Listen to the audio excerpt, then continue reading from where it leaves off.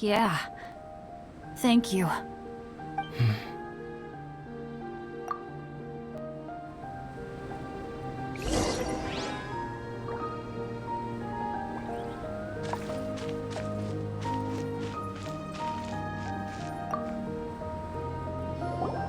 Drinking some water can help with the dizziness.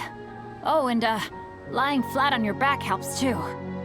Thank you, Bennett. Seems like you really know your stuff. Well, when life gives you lemons. Bennett, weren't you feeling dizzy too? Stop pushing yourselves, both of you. Get some rest. We'll continue when you've gathered your energy. Yula might come off as a little frosty, but she takes caring for her friends super seriously, more than anyone else I know. Every time I see that look on her face, I'm just like, ah, stop staring at me.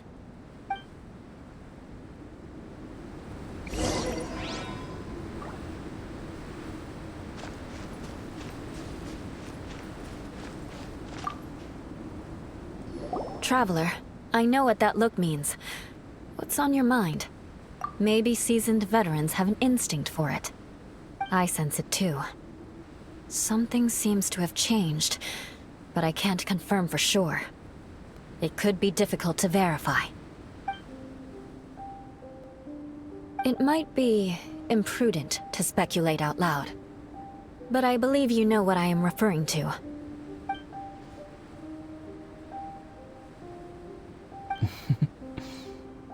Traveler, I think...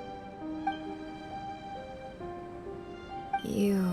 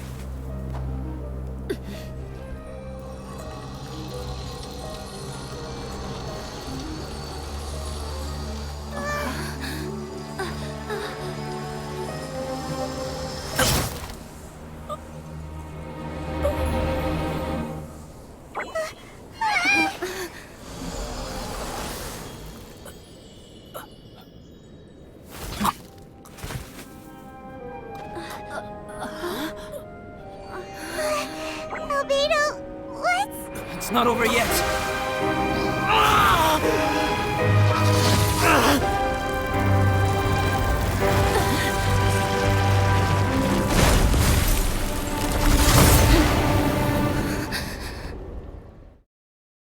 Brace yourselves. This'll be a challenge. Stay back! I'm going to cut this weed down to size!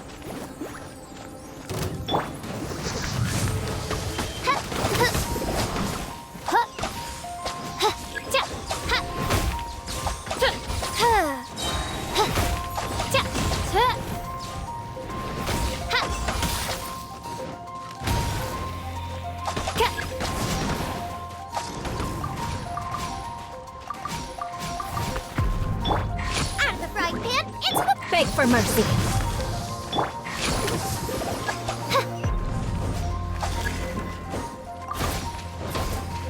Midnight Phantasmagoria! Nice and spicy! Crush! Oz revealed! Vengeance will be mine!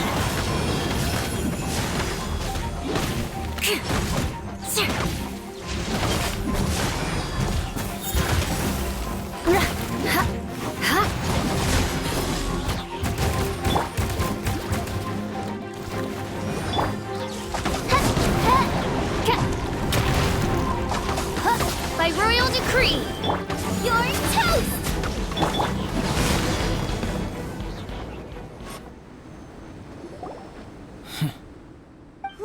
in the world was that thing? One moment it was human, the next it was a plant!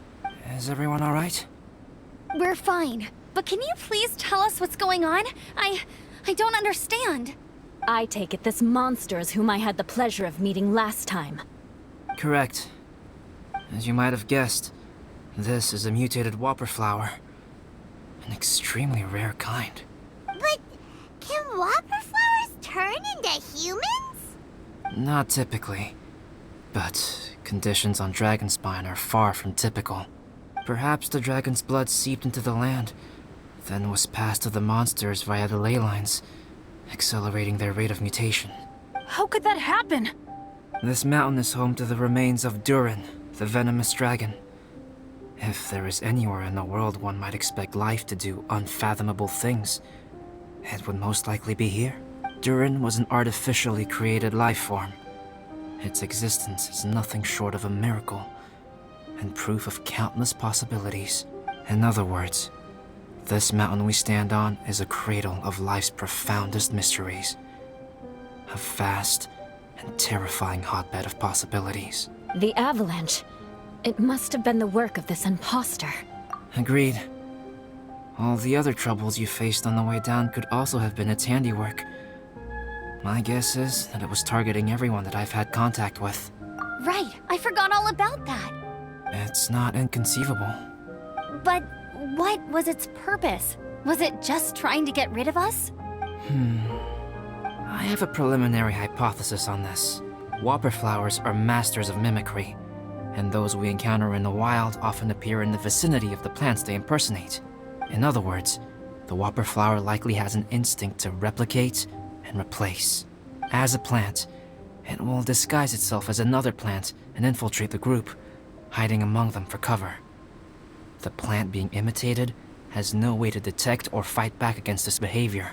But when it disguises itself as a human... It wanted to replace you and infiltrate our group? Yes. Maybe it created the avalanche to get rid of us. I predicted this eventuality, so I availed myself of the avalanche to hide and lure it out. It was watching us the whole time. And when it saw that I had disappeared, its instinct was to take my place. At that point, its disguise was complete, and its next move was to hunt its prey. Yes, that's exactly how whopper flowers operate. So when it approached and attacked Joel, what was that? A trial run? Perhaps. Or maybe it enjoyed posing as a human, and wanted to experience what it felt like to be human. We're fortunate to have discovered it in time. I think the Traveler was the first person other than Albedo to notice something was wrong. Traveler, how could you tell the real me and my imposter apart? I want to know too. I had no idea the other guy was an imposter. They looked exactly the same to me. I see. It goes to show how difficult it is to impersonate a human. This mutant whopper flower tried its best to replicate the original exactly, but still managed to miss some details. Unbelievable. To think that Dragonspine creates such terrifying possibilities.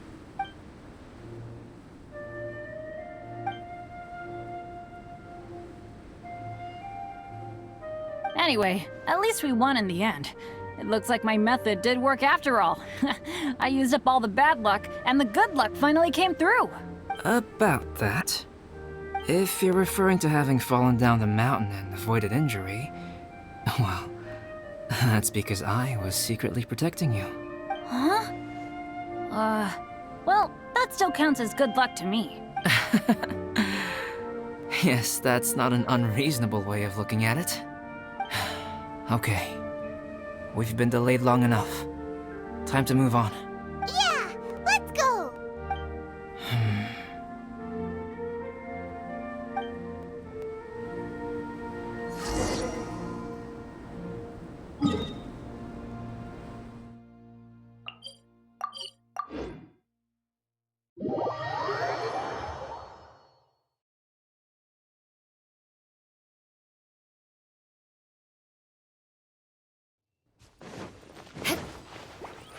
More speed.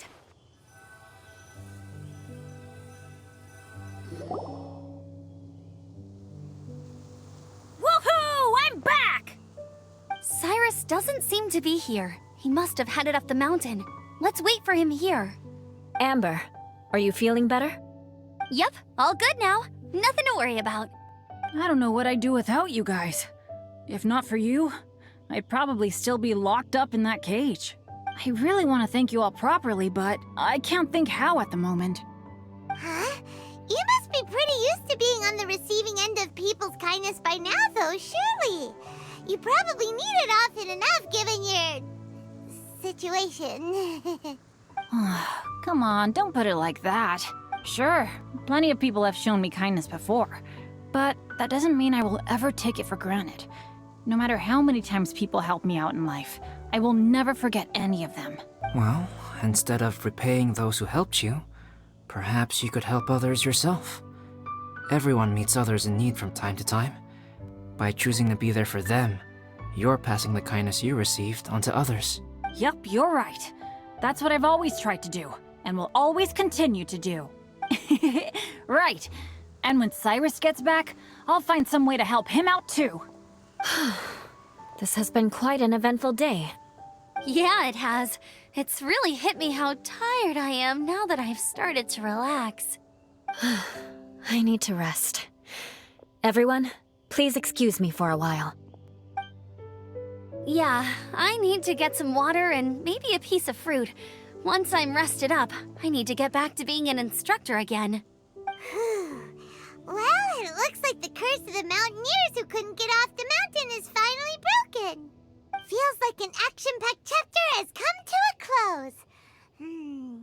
Shall we find somewhere to rest and chat too? Why not? Then, please, come with me. You sensed something too, didn't you? Then let's go.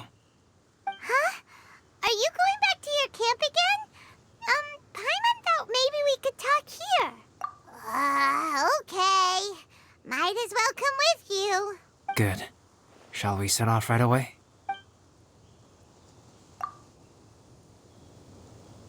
Seems trickier than I thought.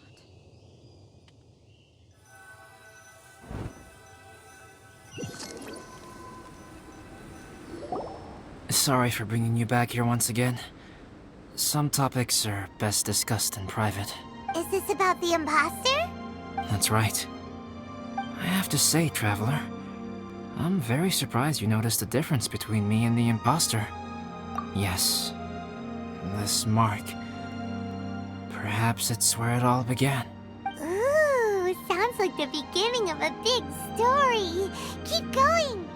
Well, I can't deny that what I'm about to say does sound like something from a children's storybook. So, what do you think this diamond-shaped mark means? A tattoo? A crest? Something else? No. Consider it a birthmark.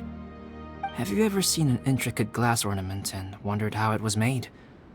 Well, one method for crafting with glass is a technique known as glass blowing. Glass blowing is not a widely known art in Teyvat. For this reason, glassware made in this way is usually very expensive. As the name implies, glass blowing involves blowing air into a hole, much like blowing up a balloon. This type of glassware is known for having a pontal mark at the point where the blowpipe was inserted, where the hole was sealed at the very end. This mark is a sign that the item was crafted by a human hand. Sounds kind of amazing. It is a wondrous and beautiful art form. Alice says that these marks are seen as proof of the maker's fine handiwork, the only flaw in an otherwise perfect work of art. My mark is something similar to this. The difference between synthetic and natural life lies in the directional flow of the life force. The energy of a natural life form flows out from within. That's why flower buds bloom and curled leaves unfold. And it's the very reason we watch and wonder at blossoming flowers. Creating life artificially, on the other hand, involves, to a certain extent, the introduction of an external source of energy into the embryonic life form. When the hole where the life force was infused is sealed at the end, it leaves a mark not dissimilar to the pontal mark in blown glasswares. The alchemical substance drips and spreads out in all directions, resulting in this rather ingenious diamond shape. Wow! So that's where it came from. This mark is a sign of my artificial origins, and proof of my imperfection as a human. I presume that the impostor intentionally avoided replicating this mark, so as not to become less than perfect himself. You are fundamentally different from other people. I have few qualms about sharing my secrets with you. Just as Paimon said, it all sounds like a story. Even if you were to tell anyone else, they would regard it as nothing more than a tall tale. The transcendent and miraculous are not the only things to which human beings aspire. They pursue the everyday, the ordinary, to a far greater extent than I would have ever imagined. People like to believe that those who are thoroughly different from themselves could only ever exist in stories. It makes things much easier. Or, in other words, all of the unfathomable things we've seen recently would make good material for a novel. I have friends who write novels. If they wrote this story, it'd probably be even more complex. Making up stories is easy. Even Paimon can do that. Oh, I didn't know you had that kind of talent. Paimon's the best guide into that. Making up stories is a piece of cake. In that case, how about we have a storytelling contest? We can base our stories on the events of the last few days. Sounds great. But we still have to help out the Adventurers Guild. I understand. Creativity is something that cannot be rushed. Take your time, and come back when you have found some inspiration. We'll see whose story is more compelling. Deal! Okay, we'll regroup with the Adventurers Guild for now. Sure.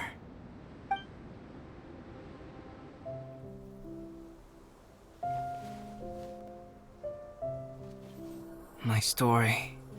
Yes, I should have known. Master's failed specimen in the dragon's belly. This is where the story truly begins.